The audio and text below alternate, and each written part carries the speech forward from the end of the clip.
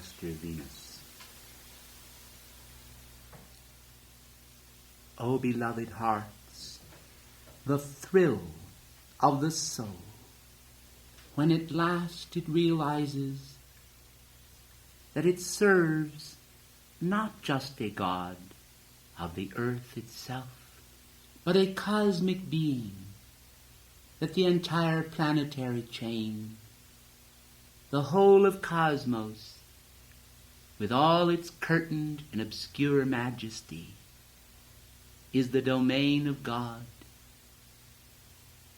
that all of the God within is also his realm, that each monad, faithful to his purpose, at last can recognize the wonder of his love in the intensification of cosmic outreach and cosmic inreach.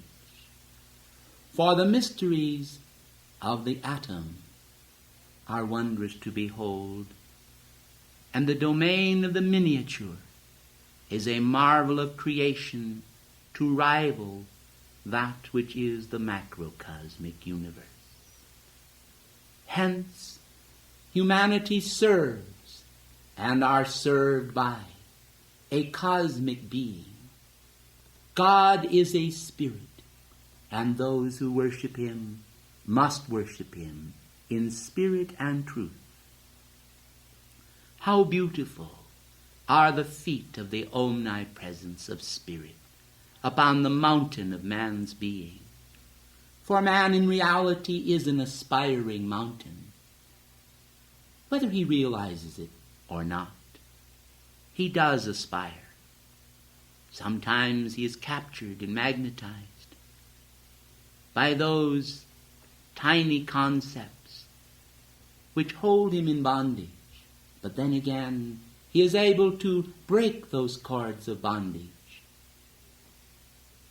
It is almost a wonder to behold that man, bound and bowed down in the encircling of his divine potential by human bondage, is able to break those bonds. And then the spirit soaring free into the untrammeled heights of the air beholds penetrating cosmos everywhere, a cosmic prayer, a vapor trail of light from souls that penetrate the night to find out and hold in sight the divine potential of every man. Wondrous to behold and enthralling those who know, even as the mystery enthralls those who know not, the wonders of God, the wonders of creation, and the wonders of his love remain goals in the sights of every man and woman who can grasp the significance of attainment. Made a little lower than the angels, yet crowned with more glory, the cosmic potential of the children of God, bound in human form, is still very great and remains so. Those who practice endeavors of darkness and do the work of satanic powers upon the planet will one day come to naught. Their efforts will be rendered a zero, and all of their investiture of their energy in negation, because negation is nothing, will vanish away and be no more.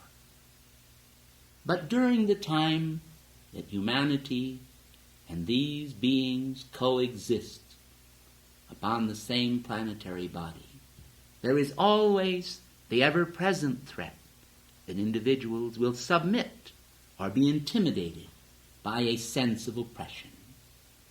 Are there witches? Are there black magicians? Are there those who practice the sin of necromancy? All of these activities will come to naught. They will be no more. The sad travesty that exists here is that humans, in whom lies the crowning potential of the divine, will allow themselves to be brought under the power of these banal influences of negativity and nothingness in the eyes of God. Will you then today, recognizing the many snares laid for humanity and the great cosmic trust invested in you by God, recognize the trailing garments of many divine beings that can bring to you as though flowers were falling in a gentle shower from the realm of God in heaven upon you?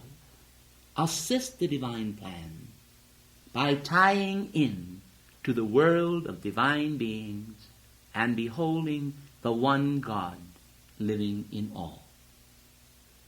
One of the great problems existing in the minds of some are problems involving allegiance, where individuals feel that their allegiance is solely to God, and so it is.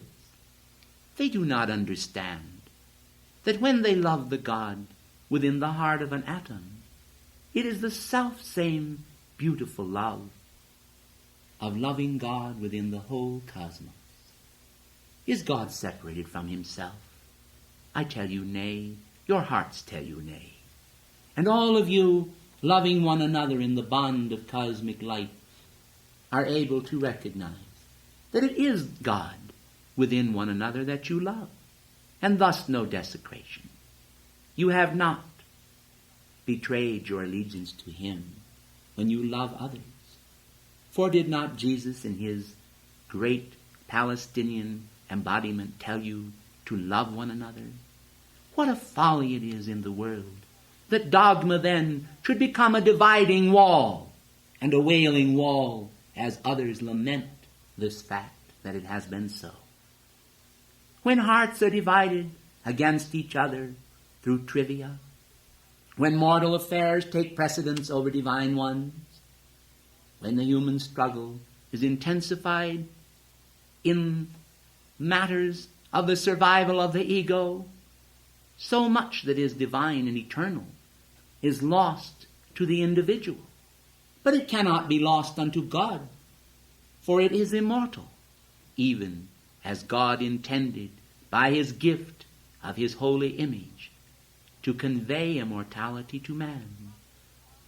From the fountain of the beginning, outpouring from his heart, were the great strands of cosmic intent and intensity, divine love flowing forth in cadences and measures of beauty that men, in their lesser vision, have denied.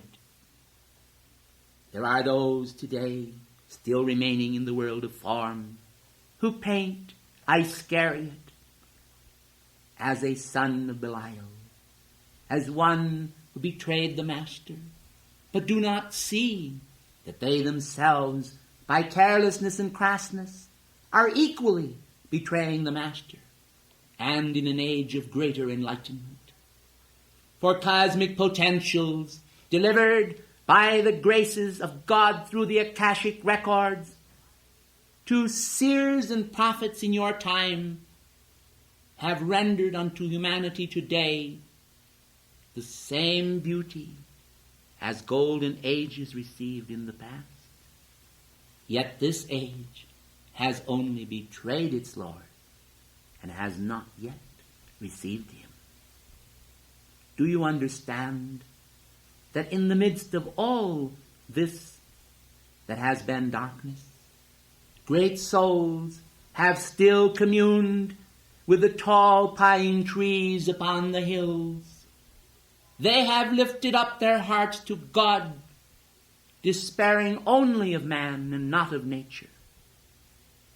They have felt the ethereal sense of beauty that penetrates the skies of earth, when the solemn and beautiful branches of physical foliage enhance the vision in the eyes of men, as nature parading before his gaze shows him the clarity of the divine intent in all that is nature.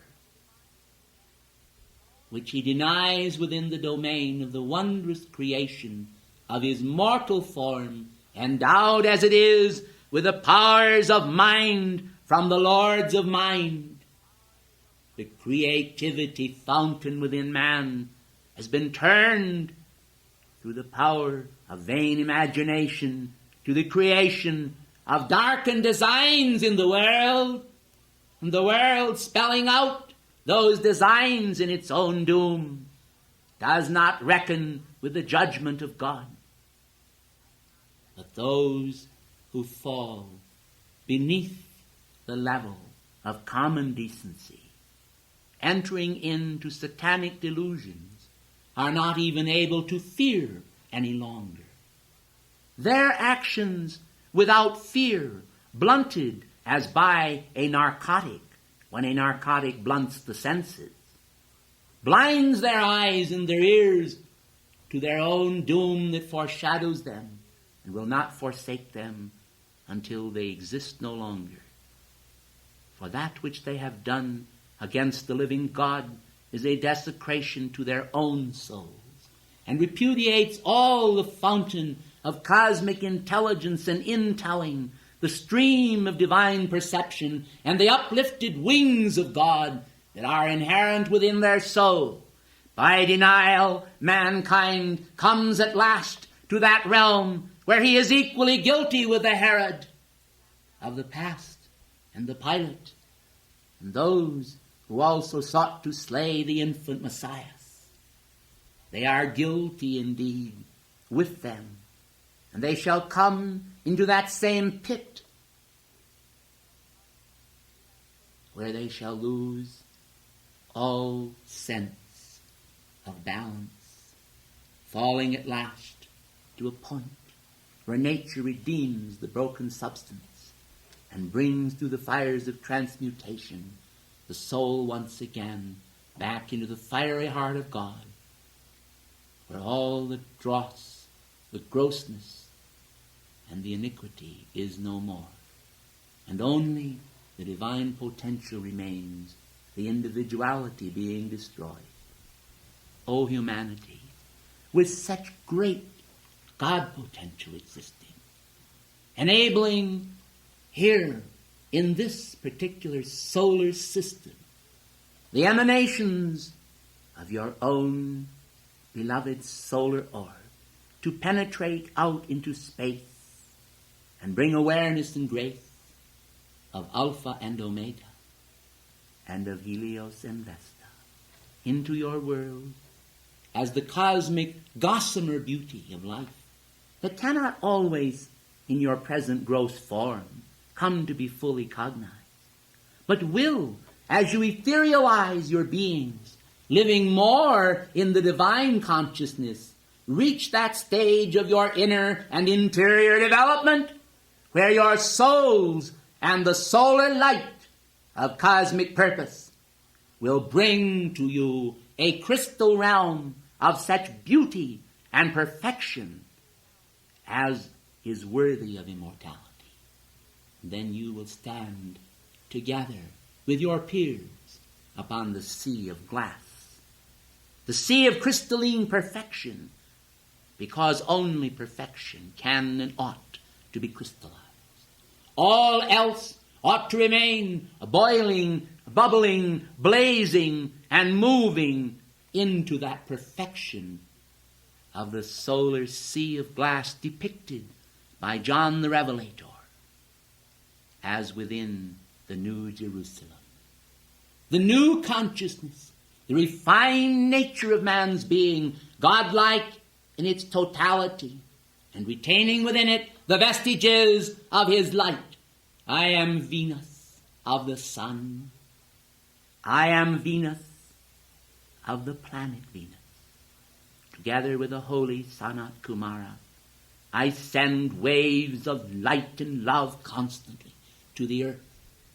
And I increase the sense of beauty with the assistance of that blessed soul, Paul the Venetian master, to make humanity who yearn for it to behold at last that the intensification of even earthly beauty is within the eyes of God. To intensify the concept in mortal form and in individuals, that the eyes of God are even within themselves. For there is a focus of the eye of God within each individual. This is referred to as the single-eye vision by Jesus. If thine eye be single. The oneness.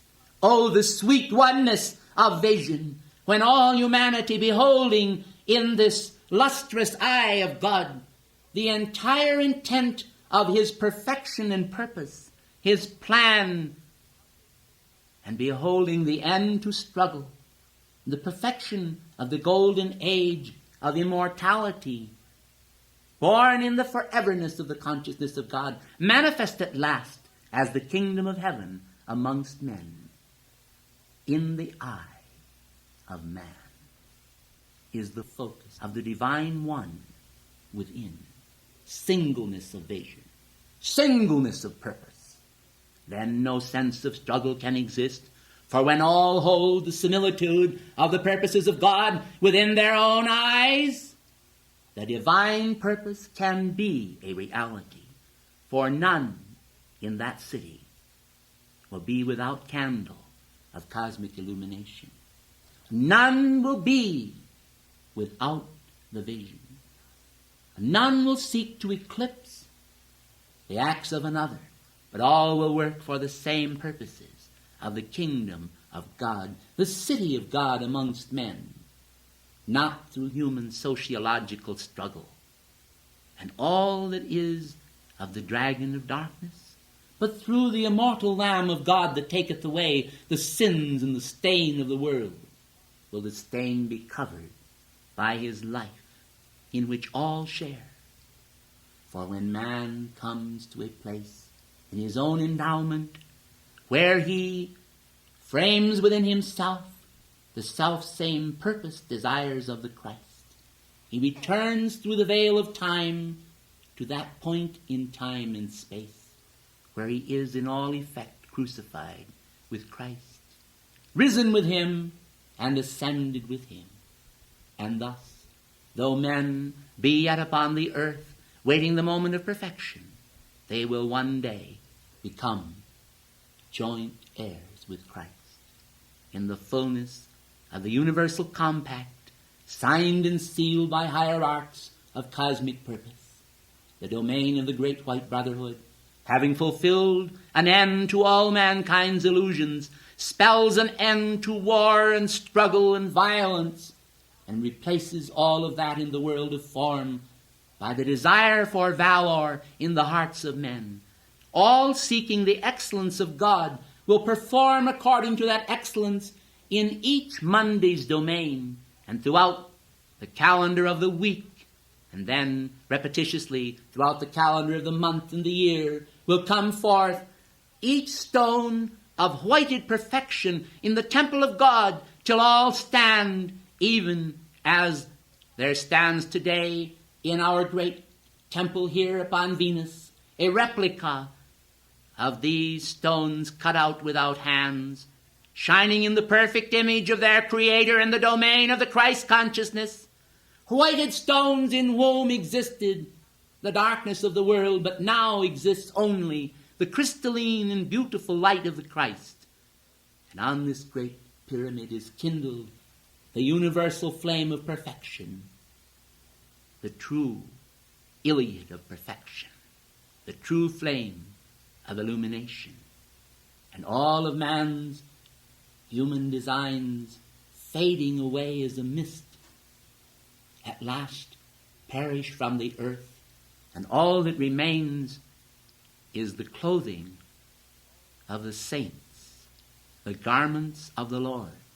Thus shall earth become a friend to Venus, and to every solar orb, and to the people of the universe in whom is kindled the vision of the Son of God, the light of God, and the great power of light we have called Maximus.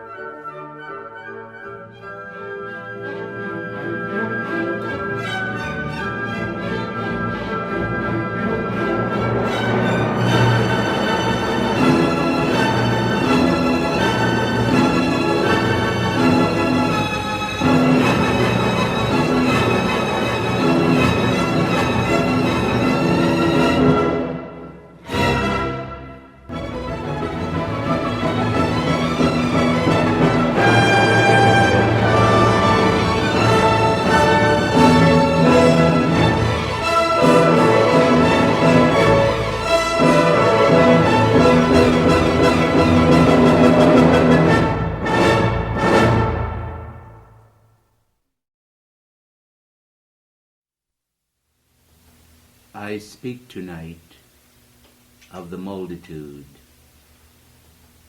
of blessed elementals who render such valiant service to the earth and her evolutions. I speak of those who have not the hope of immortality ye have, O men of earth. For these blessed creatures, carrying out the will of God in part, and reflecting the qualities of man's nature, are often misunderstood and seldom recognized by mankind. How blessed it is that they render the cosmic service they do.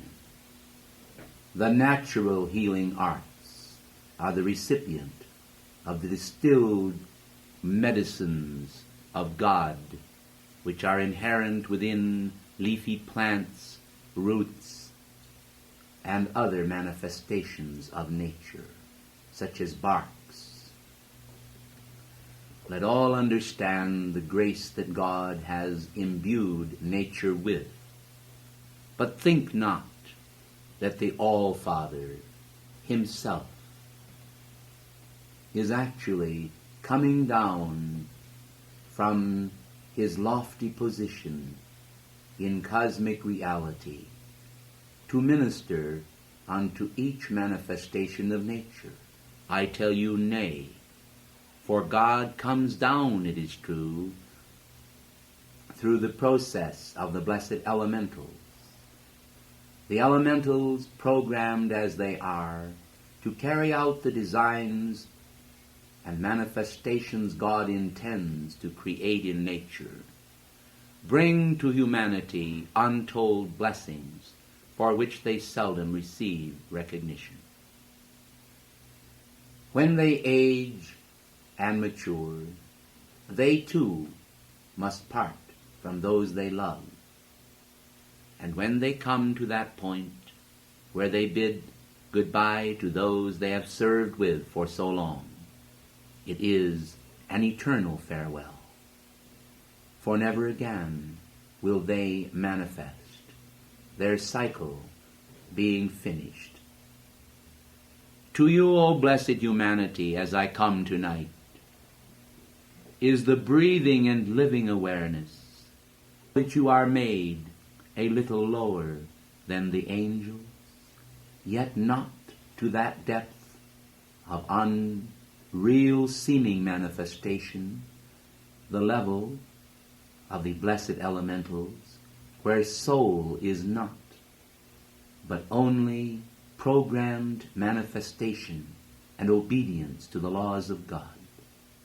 How fortunate you are, one and all, then, to receive this glorious opportunity toward immortal life. The factor grace that brings to you the individual realization that one day you may manifest that status of being where you become a part of the Godhead or the God of a system of worlds, is not a happenstance, but a design. For in his lofty heart and those conclusions of the cosmic hierarchy, the living God has vested man with the seeds of his own destiny. We then, who have for so long proscribed the right attitudes toward men of lesser vision, come to you today to bring to you that exalted concept of yourselves, which will make you, one and all, if you maintain the proper attitude, to esteem yourselves properly. Blessed ones, do not allow yourselves to go down into despair simply because of some human, mortal triviality. The very living grace of heaven has already predestined you to divine sonship and divine kingship. You may not realize this today. It seems a far cry from your present mode.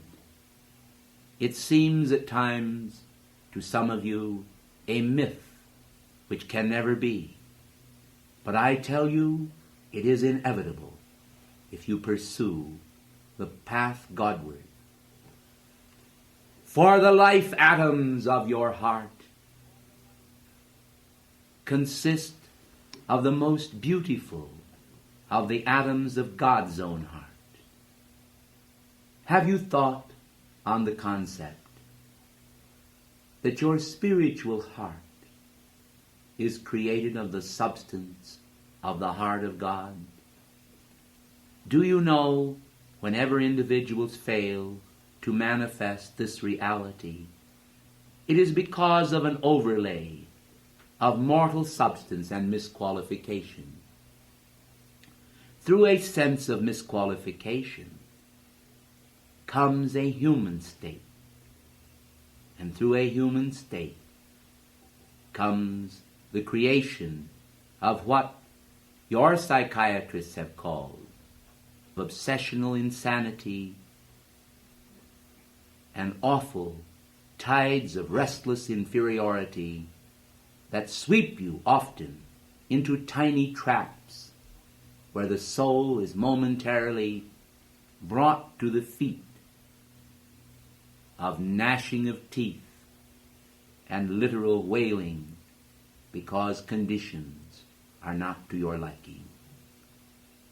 Do not despair, blessed hearts, or permit yourselves to be swept into those veils of unreality that so frequently are misdirected in your direction.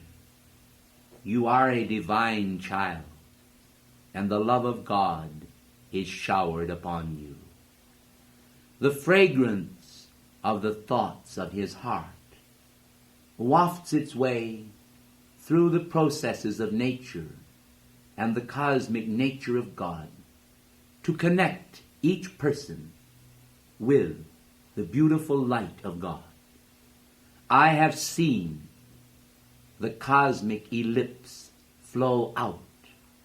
I have observed how first one man initiates a call, and then as the call comes forth, the answer comes forth simultaneously.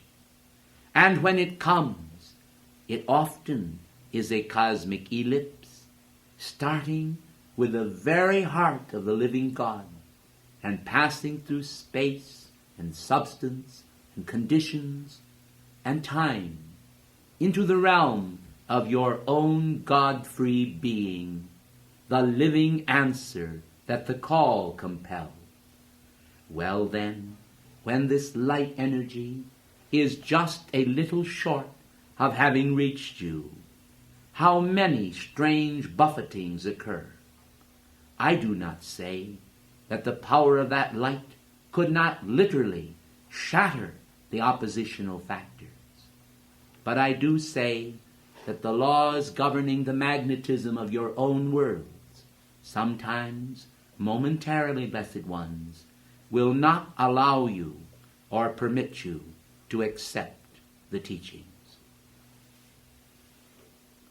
I want to say then that the never-failing light of God that comes in answer to that which you yourself have evoked carries with it all of this sweetness, this love, and this depth of God's concern for you as for a sparrow that flies through the air and is sold for only a penny in the marketplace. So little is its worth, yet God also cares for it. When then this light comes into your world, bear in mind that it is the light of the answer, and yet what is it that keeps it from manifestation? What causes it to fall short of its mark? Is it not then the very disbelief in your own God-given ability to reach the heart of God, to evoke a response, to receive it at the specific moment when you need it? Well, beloved hearts of light, you create the obstacles and barriers by your doubts in yourself, in your own blessed ability to conceive the thoughts that God would conceive. Somehow or other, in this selling short of the man or the woman or the plan, mankind do not realize that they sin. They are so innocent and so ignorant, yet so full of desire to receive an answer from the heart of God, that when it does not come, sometimes they literally sob because they feel that God has forsaken them. This was not uncommon even to the Master Jesus, for he cried out, as you so well know, my God, why hast thou forsaken me?" Let all understand then that God in reality never forsakes, except for that conclusive test whereby the metal of a man is tested to see whether or not he has indeed perceived the light as God intends him to perceive it, and is ready for another step. Even the dark night of the soul and the feeling of being forsaken, blessed ones, is always just that, a test or an experience which brings to your hearts, if you will only properly respond to it, a greater level and measure of awareness of the infinite light of God. It is not the will of the Father that any of you should perish, but that all should come to the knowledge of the truth. You need not, blessed ones, be complacent, but you need not to fear that God does not love you. Even when moments of pain come to you in your mental states because of senses of oppression and iniquity, even when you fall short of being the man or woman you so long and yearn to be, all of this is simply a matter of human testing by the divine. It may not seem so to you, but it is. Then you may say, why all this frustrating delay? Why all this stoppage? Well, blessed ones, there is great value in experience. But man should know also that in addition to experience, he requires instruction in cosmic law. And so many have this forsaken feeling without ever knowing how it can be controlled. Do you remember the words of the young boy Samuel the prophet? When he heard the voice of God in the night, he said, as he was instructed to do, "Speak, Lord, for thy servant heareth." And then established that connection, that uniting tie with his own blessed reality. Do you understand, O hearts of light, that it is necessary for you, one and all, to establish those ties to your own God presence and the cosmic reality of God by actually invoking that contact, by perceiving the answer, even when your eyes may not be opened? How is this done? Simply through an act of faith that even in the night is aware that the dawn will come. Be this way in your thoughts each day, no longer fear, for it is perfect love that casteth out fear. And I am increasing and intensifying the feeling of cosmic love in your midst this night. I am stepping it up that you may be able to feel the generation of this cosmic grace that will foster regeneration and create light and love from the very heart of God straight to your blessed hearts. And now I speak of seals. The 7 seals from the heart of God. Not the vials, blessed ones, the vials of plagues that come upon mankind as a result of their own karma, but now of the seals that rest upon the senses of humanity. You have those blessed orbs, your eyes. How beautiful they are, and how wondrously constructed outwardly and from an inner standpoint. But do you know that they have been sealed? Do you know that the seals can be broken? So that even with your eyes you may see God.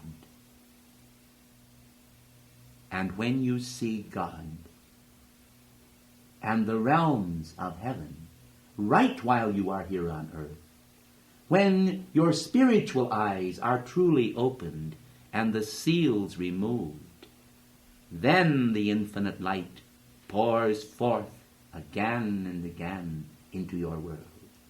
For with each revealed vision of cosmic truth, that which really is occurring all around you, your heart will leap for joy at the divine potential that completely belies the world's straggle and struggle and grossness and lack of understanding of what shall be. This is why they produce so much darkness and shadow, because they see it in their minds. The mental pictures they make construe the identities and purposes of God, not only in an anthropomorphic way, but also in a strangling way of completely distorting the divine intent. And now we come to the voice of many waters, to the blessed ears of humanity, those that are stopped, those that are closed. For humanity do not hear, in most cases, spiritual offerings. The floral offerings of the deity come to them in all their beauty and wonder, and the wondrous sound of the music of the spheres. They see not, and they hear not. For did not Jesus, the great Master, clearly say, having eyes, they see not, and having ears, they hear not. The evil in the world, beloved hearts, is not real, but it is made real by the distortion of mankind's senses, by the illusions of imperfection that appear in the world of form. But now I come this night with the stalwart truth that God can remove the seals from your eyes, and the seals from your ears, and from your nostrils, and your sense of feeling. You may touch the face of God with your own hands, for one day you will understand that by reason of being created in His image, as your hands touch your own face, they are touching the face of God. When you properly esteem yourself, you cannot permit yourself to ever again fall below that level. And this is why the ascended masters, the angelic host, the cosmic beings, and all of those who work for the benefit of humanity in the world are all concerned with the opening of your eyes, the bringing forth of spiritual vision. For by your conceptions and by your perceptions will you be able once again to regain that marvelous vision of the living God that beholds the world as truth, and all of the atoms and molecules and spaces in the world fall in to the togetherness of God because it is His holy will. I am Cuzco, and I come from my retreat in Suva to bring to you the sound of the great cosmic sea, the power of cosmic vision that exalts mankind out of the frustrating sense of his littleness into the awesome sense of his greatness. For the greatness of the individual is truly the image of God. The image of God covered over with the rubble and trash of life that individuals have allowed to masquerade as their true self, that they have allowed and permitted to become nervous, to become afflicted, to become a little cowed creature, basking, this is questionable, in the dusk, in the dust, in the conditions of life that are far from the perfection of God. I come to you tonight, then, to ask the Lords of Karma to open your eyes that you may see, to open your ears that you may hear, to teach you how to smoothen the wrinkles of your soul, those wrinkles you have placed there, preventing that blessed soul from manifesting at last and mirroring the perfection vision of the ascended consciousness. Far over the sea, there is indeed a trumpeting of light. It heralds a coming of a presence, the living presence of God, that seems so far removed from many men. Some have spoken of Gabriel, and of Uriel, and of Chamuel, and of Raphael, and of Michael, and of others, of the angelic hosts, many unknown to you. But I tell you tonight, there is no need for frustration, but only rejoicing. The trumpeting of rejoicing is the triumph of our Lord and of his Christ. It is a triumph intended by the living Christ in his Sermon on the Mount upon the hillsides of Judea long ago. Intended in the mighty sermon preached by Lord Buddha also upon the hillside at Sarnath. I say to you then that the world is the recipient of many graces, and the graces from the heart of God have been stomped upon and misunderstood and trifled with. And there are those who have ill regarded the words of prophecy that we have brought unto the earth, that God has brought unto the earth. For we are all his servants, the servants of truth. And together with you we stand in hope, rejoicing when mankind achieves his liberation from sense thraldom and comes at last into the recognition of the intense spiritual grace that God will give him. But rid himself he must of human pride and all conditions that exalt the ego and destroy the power and passion of the living God. For you are gods, as Moses spake long ago. And you are indeed, but unless you know it, you are an exile here upon this planetary home, far from your great spiritual home in the consciousness of God. For wherever man is, the kingdom of heaven, the kingdom of God, the city of God is within him.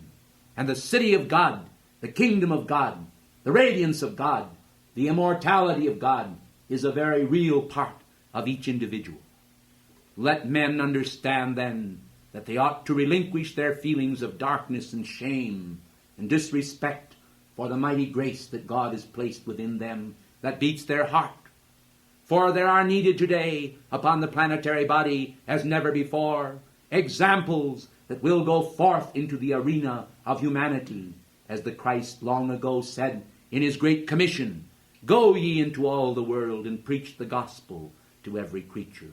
The good news which God reveals is that man is no longer a creature of darkness and never was. Let the bells toll. Let the bells ring out.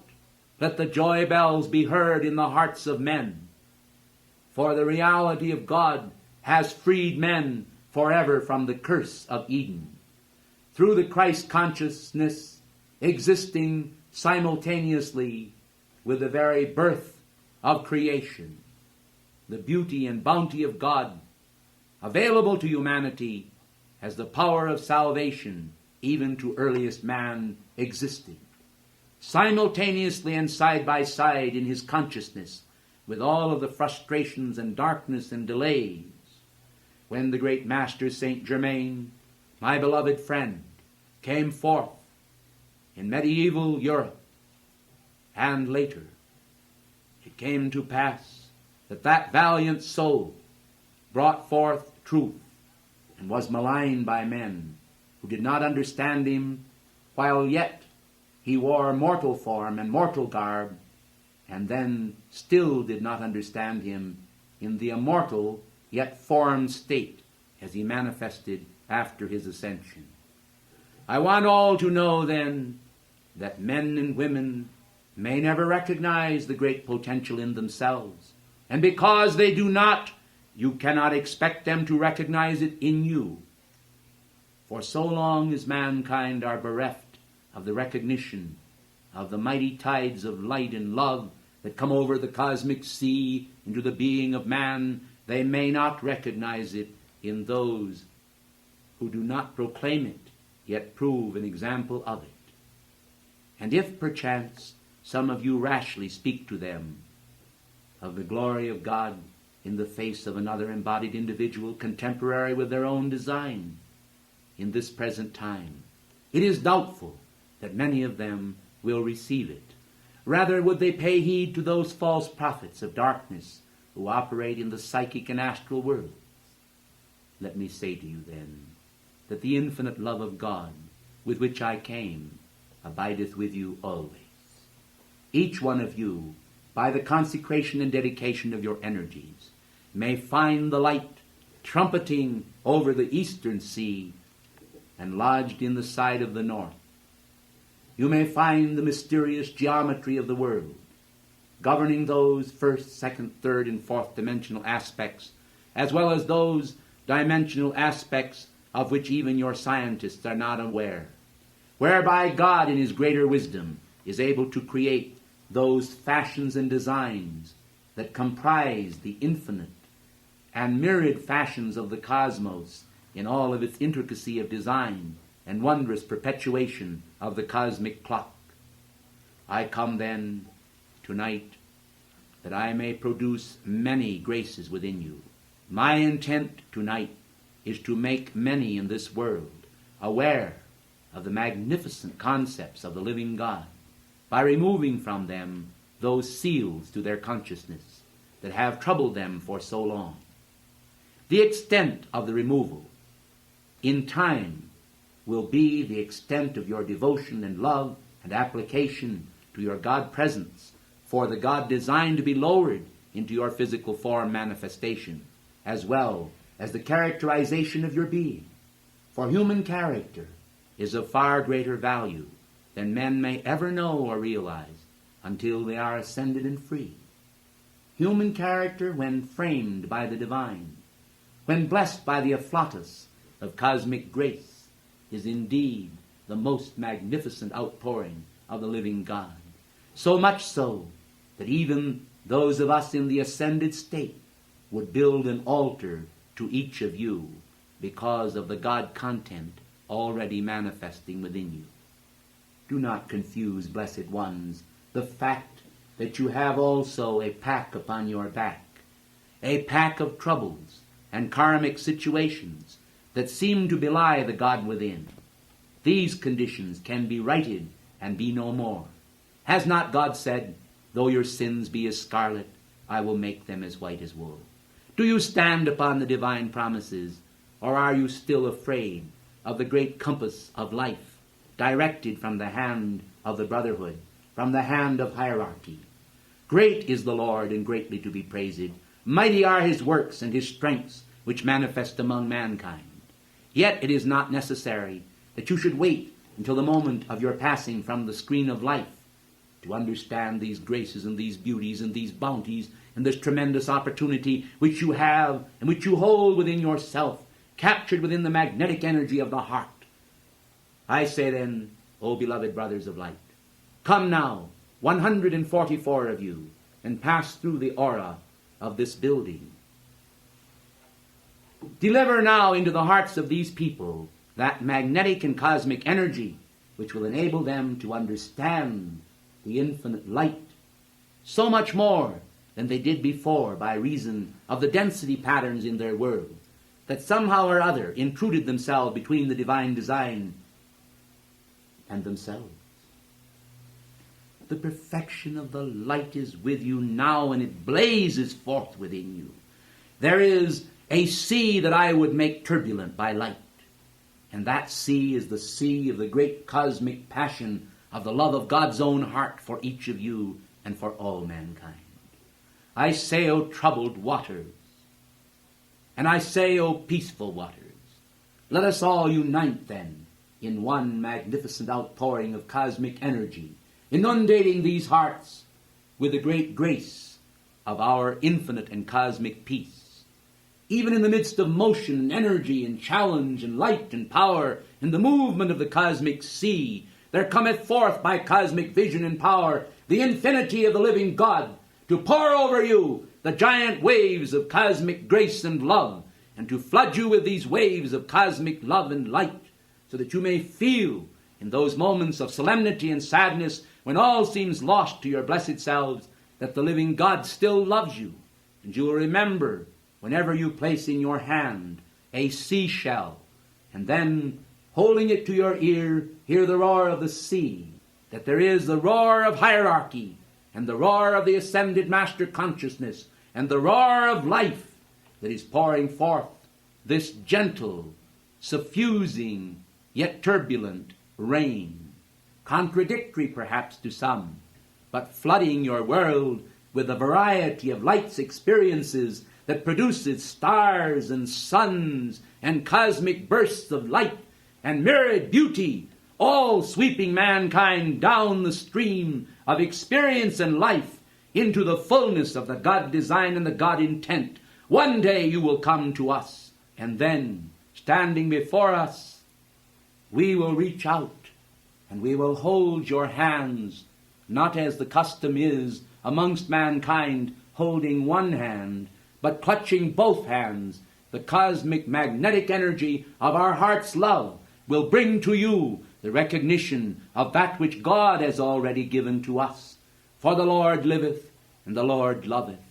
And the Lord may have taken away from men that which is best that he take away from them, but he also is the great giver, that giveth unto humanity all that is his love, and the tide of that love, and the sweep, and the dimension of that love, and the joy of that love. May each of you, wearing a chalice tonight within your being, offer that chalice unto the living God and say, O God, fill me with thy light outpouring radiance tonight and every day, that I may go forth with a sense of the beauteous cosmic dawn, one with the universal perceptions and perfection of God, one with humanity, one with the heart that is the heart of God. For within each creature, great and small, lies the self-same gift of infinitude, the infinitude of immortality. The challenge is yours. Will you accept it and be free?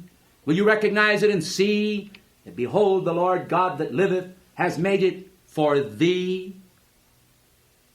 Then in this simple matrix, our love will smile upon you as a sun shining in all of his strength, and never again will you permit the darkness to rise in engulfing tides, to swirl against the lotus that in the swamps of life may be engulfed and surrounded, but always will rise upon the tides and float free upon the brilliance of the sea.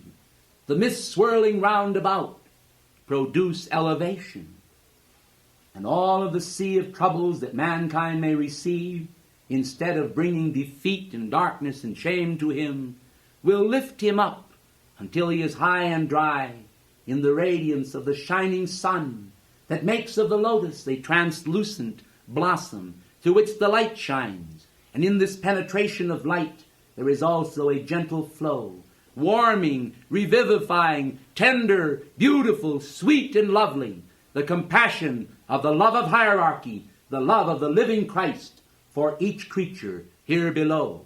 Such is the love of God. Such is the love of hierarchy. Such is the love released in this conference. Carry it now wherever you go, back to your homes, and let it flow. Light and truth and radiant power, bringing to all humanity a shower, filled with God's intent for man, comfort and the plan for all. O sweet sea, O sweet light, O sweet vibratory action, thou freest men that they may truly live.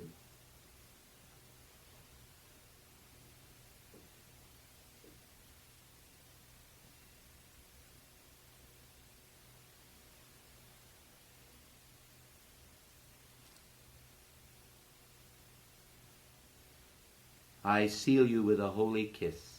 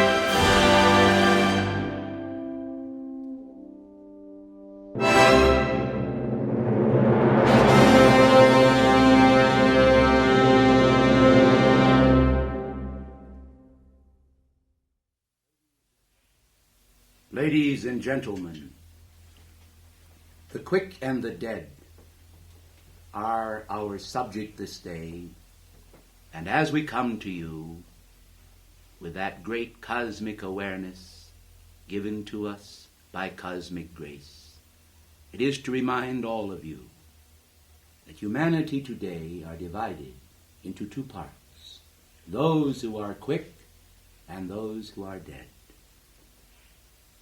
Humanity, unfortunately, by reason of their failure to apprehend cosmic intentions, have quite frequently entered into a vibratory action that in the eyes of God brings them already to a state of the loss of their divine life by reason of the fact that they consume it upon their lusts, and their consciousness and their thoughts continue to express that which belongs to the domain of death rather than the domain of life. We would rather speak of those who are lively stones, builded up into a spiritual order of mercy, beauty, strength, and fortitude. We come to you then this day with awareness of the potential of the quick, those individuals who are able to summon in a moment the great compassion which is necessary in order to disseminate cosmic truth free from the bigotry of mortal opinions. Humanity from time to time become imbued with the idea that they themselves are both judge and jury, and do not recognize the potential of cosmic jurisprudence to enter into a comprehension of what is real about an individual and what is nothing more than a false front which they have allowed to be builded in their consciousness. Delusion itself is infectious, and humanity from time to time become victims of the delusions of others, and these in turn feed the fires of their own banal disillusionment with life. From disillusionment comes boredom, and from boredom comes restlessness, and from restlessness comes at last idle mischief, and out of idle mischief comes sin, and from sin comes again the return to the cycle of death. Therefore I say to all of you this day that humanity ought to have spiritual eyes that are open to the light, because the light can do that for humanity which nothing else can do. The light can sunder decisively from humanity those energies which are not of the light. The light can drive out of man's feeling world and out of his mind those disturbing factors which prevent clear seeing. For when individuals are not able to see clearly, they cannot follow direction. And by reason of their failure to follow direction, again and again, they will make the same mistakes and find themselves face to face with the return of their own energies, coming back for redemption as well as instruction. For karmic patterns are not of necessity, all coming back, returning to man, simply because of the fact that man requires punishment, but rather because he also requires the instruction in righteousness which these conditions bring.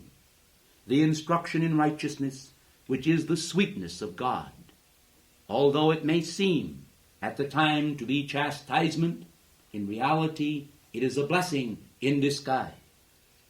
Will you understand with me then how beautiful nature is? Will you understand with me how beautiful the soul is? For the soul potential not only has within it the ability to perform perforce phenomenal miracles and happenings that will magnetize the mind to light, but also has the potential of creating in consciousness the blessed thoughts which God himself shares only with the most advanced angels and cosmic beings. You may not at first understand this, and so I shall explain that it is possible for human beings born in a physical body, having the beautiful soul within, to reach up to that level which already is attained by the angels. Therefore, man, if he wills it so, can achieve a unity with the very heart of God and become not only the quick, but the fully illumined. You will recall the words Jesus spoke unto Iscariot at the time that he betrayed him. That which thou doest, do quickly. Let it be understood clearly by mankind then, that those who are determined to do evil will, in many cases, do it slowly, and thus, as they carry out over a longer period of the range of their lives nefarious activities, they will corrupt their soul even more so than if they do it quickly. I will explain this to you. It is necessary for man, in order to understand this, to recognize that there are certain laws governing all action. The understanding of these laws is most important. When humanity act in an evil manner, but act quickly, there is less time and concentration for a deep penetration of the falsity of evil into the substance of their soul substance. When they take a longer time, as for example, to decide to murder a certain individual whom they hate, and they proceed to hate this individual for 10 years, it is far more corrosive upon them than a sudden spurt of anger. Yet we are not concerned with this particular phase in depth, but only to illumine you concerning this fact, that you will not dwell upon evil. Whenever you are troubled by conditions, unwanted conditions that invade your life, remember the power and potential of turning to the light quickly and quickening the power of the light within yourself as a means of clean escaping those conditions that are unwanted in your world. Again and again, individuals continue to generate principles of fear and negation in their life. These principles of fear prevent the quickening of life, the very condition you seek. And therefore, individuals should understand that by ridding yourself of fear and the potential of fear, by ridding yourself of negativity and doubt, by affirming those positive conditions which you want, you will be more able to manifest them. The state of mind that we have is one which you also can have. The possibility and potential of each of you to manifest these qualities is in reality your ticket to higher realms and states of overcoming. If it were impossible for you to exhibit these self-same qualities that we ourselves utilized in attaining our own mastery, then of course it would be more difficult for you to achieve your mastery. But because these conditions are spiritually normal to man, you ought to understand that when you open the gateway to positive God domination of your mortal self by the wholeness of the whole man, you help to quicken within yourself those great cosmic potentials used by the ascended masters and cosmic beings in all past times to create those understandings of nature and nature's power that give you the dominion and self-mastery you seek and crave. Do not seek, beloved hearts, to learn those magical qualities whereby you may dominate the minds of other men, but rather yourself. For this is the key to true mastery. When individuals become angry with other parts of life, they open the door to all forms of astral darkness. And individuals who do this will often find that at first they have an uncomfortable feeling. They may, perchance, actually enjoy momentarily the discomfiture they bring to other parts of life. But I can assure you that what follows is not appetizing, either to your own blessed selves or the ascended masters. For we are concerned only with the manifestation upon this planet with universal harmony and perfection. We do not seek to drive a wedge between genuine spiritual organizations and individuals who are tied to them. Instead, we seek a unification in spirit of humanity. For there is only one God and one purpose that valiantly brings to humanity the power of quickening conditions, whereby they themselves can take themselves out of the status of becoming the dead into that realm where they are indeed the quick. We ourselves in the ascended realm have often been referred to by the great divine director and the cosmic hierarchy as the true quick. Therefore, you should understand that a quickening of the vibratory action of humanity is what is accomplished. Again and again, individuals do not see these simple facts, simply because they allow themselves to dwell entirely almost in mortal consciousness, or they fall into a sense where even when they seek spiritual things, they see them mirrored in their own mortal concepts. They have their doubts, their fears, and their questionings as a part of their quest, and quite naturally they find them also to the right and to the left of the road. Because in the world of form there are such vast momentums and doubts existing already in humanity that it is not difficult for those who affinitize with these vibratory qualities to see them, for they are already created in billions of minds. That the mind of man should actually manifest the one mind of God and freedom from fear and doubt is our hope. It can never be when individuals start upon the spiritual path and find the way to our abode in part, and then, simply because of outer trivialities or distractions, the activities of psychic entities and various vicious thought forms in the world, allow themselves to be diverted from the path so easily. It cannot be then that they will manifest the powers and potential of the kingdom of heaven. Do you see then, blessed ones, that so long as you allow yourselves to be diverted by outer thoughts and feelings, so long will you prevent yourselves from manifesting the great cosmic potential of the kingdom. I come to you this day then in the full awareness that we have great solar needs now to bring forth upon the planetary body a group of individuals who are willing to work together with the cosmic hierarchy in this moment of mankind's peril. For the peril upon earth is very great, and the potential peril is even greater.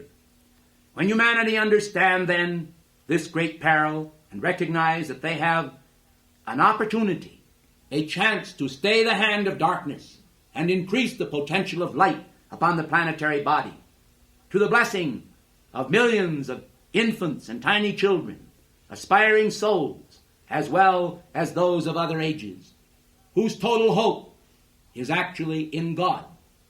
Oftentimes, many of them are not aware of the realm in which we live. They are not aware of the other world. They are not aware of the continuity of life. They are not aware of life upon other planetary bodies, or upon other phases, I might say, of existence. For although it may seem strange to some of you, there is a potential whereby through phasing frequency, several evolutions can simultaneously occupy the same planetary body without even ever becoming aware of each other. This affords the Ascended Master's octave a most tremendous opportunity to serve the evolutions of many groups simultaneously, far more than you are aware of. This all can take place without so much as increasing the planetary weight one iota. In fact, the weight of humanity's effluvia is more inclined to tip the scales of the planetary axis by far than all of the evolutions simultaneously when God oriented. For God is light, and because He is light, the light frequencies are always able to function in perfect God control of all external environments and environmental actions. I come to you then this day also to make you aware of the many lodges of perfection that we have created here among mankind. Lodges of perfection to us means receptive altars, where mankind can see clearly their own individual opportunities and the collective opportunities to transcend both their environment and their hereditary factors. Humanity do not need to remain bound as they currently are. We have already clearly demonstrated our power to escape from the darkness and shadow which humanity have allowed themselves to become so much a part of. We are in the realm of the quick. We remain there. The vibratory action of our realm, then, is an ascending frequency, a constant raising out of the levels of human doldrums into those magnificent realms of thought and feeling that generate and receive simultaneously the divinely ordained actions that free humanity and all life everywhere from all that is not of the light.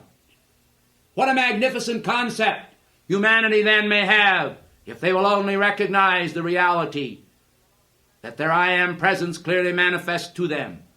For the presence of God vibrates at this tremendously high frequency, this tremendously high rate of vibration, which is incomprehensible to the human mind.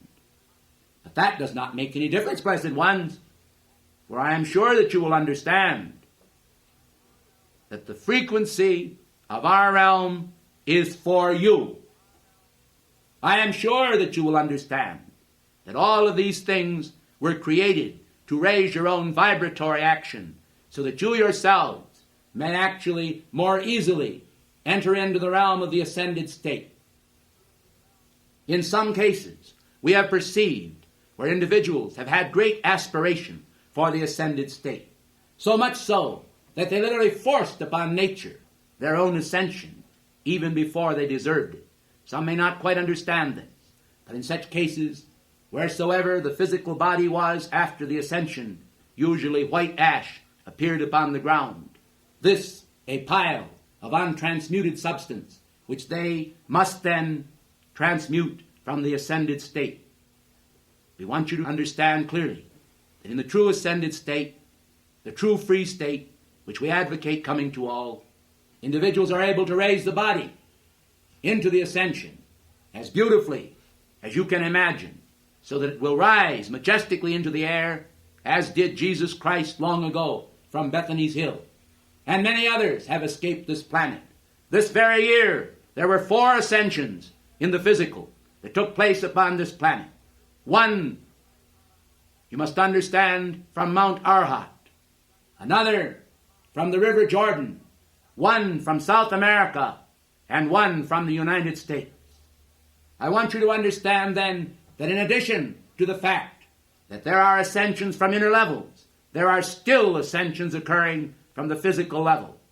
And these ascensions enable us to give a fuller explanation of the law to humanity through the consciousness of those who have just recently escaped from the human octave.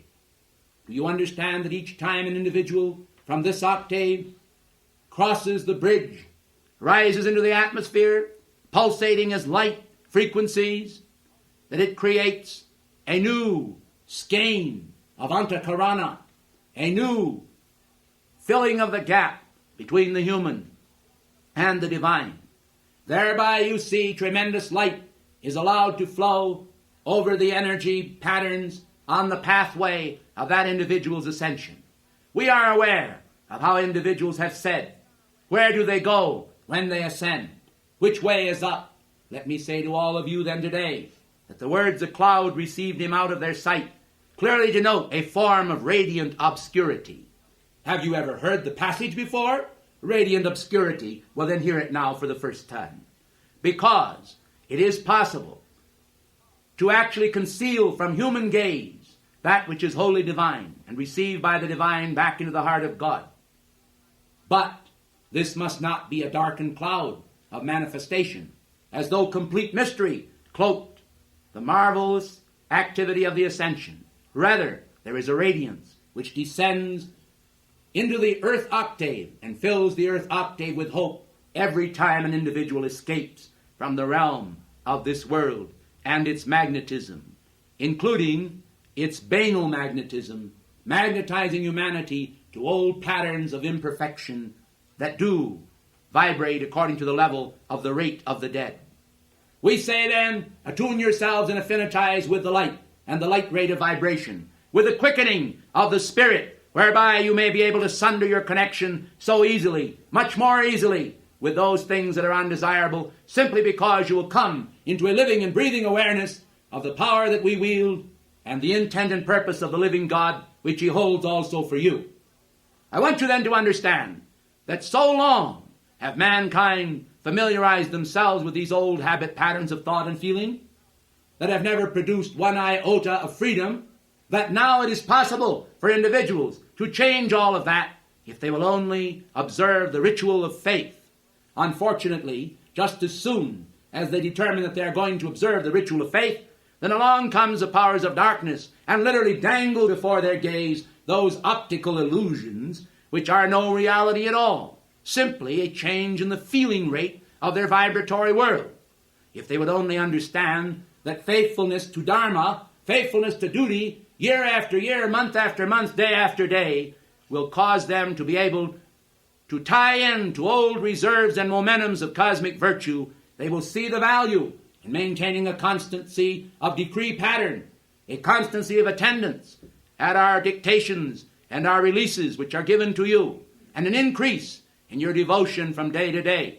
You cannot decrease your activities for the light and then expect to receive the same rate of increase. It cannot be, for we are governed by cosmic law even as you are.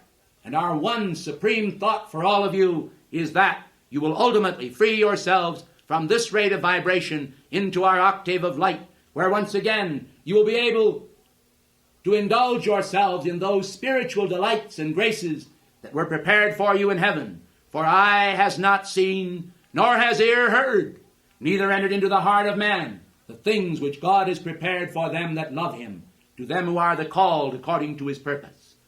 I am called Sanctus Germanus, and I came to you this day that I might express a little bit more of the love and fashion of heaven for you, that one by one you might take delight in fashioning for yourselves more of this self-same grace, and thus escape from the round of sense nonsense, which presently floods the world, including the psychic world, with delusion. I come to you then this day, that you might understand the reality of your God presence, and understand the reality of the plan that heaven has already prepared for each of you. Not darkness, but light, for light itself is complete in its graces. And when you understand that, and begin to move upon the spiritual path in full fervor, you will find yourself having a wondrous occurrence, a wondrous happening in your world. You will find yourself accelerating your momentums toward grace and goodness.